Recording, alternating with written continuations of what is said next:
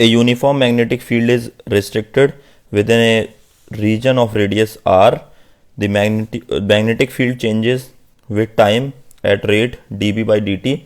Loop 1 of radius r greater than small r enclose the region r, and loop 2 of radius r is outside the region of the magnetic field as shown in the figure.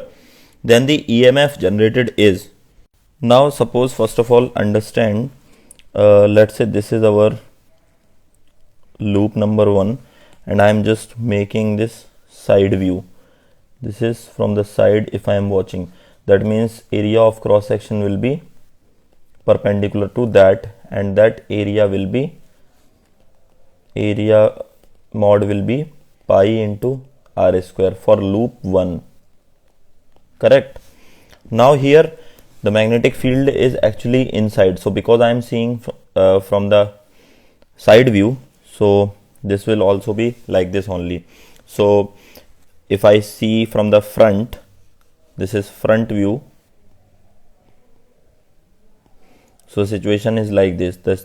This magnetic field is actually dots, and area vector will also be having the dot direction as I mentioned here, area vector.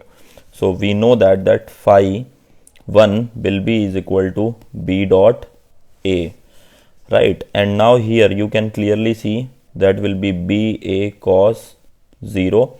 This is the phi 1, and we know that this value will be equal to of EMF. So EMF E will be is equal to, E1 will be is equal to minus d phi 1 by dt. Rate of change of flux from that particular cross section will give you the induced EMF. If you put the values, then this will be b into a into 1. This will be minus d upon dt into ba, right? And here E1 will be is equal to b, area vector is constant, so area will be outside. This will become minus dB by dt, and if you put the value, you will get minus dB by dt into pi into r square. Perfect. So this will be the value of E1. Now coming back to E2, so this is our E2 and radius is r. This is loop number 2. Perfect. So induced EMF will be minus d phi by 2 by dt. Now coming to this point, what is the value of phi 2? So phi 2 will be again equal to b dot a, but there is no field, right? So if there is no field, then phi 2 will be is equal to 0 only. So if phi 2 is 0, that means E2 is going to be 0, correct? So which option has to be the right answer?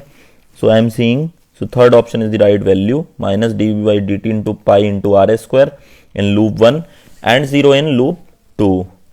Okay.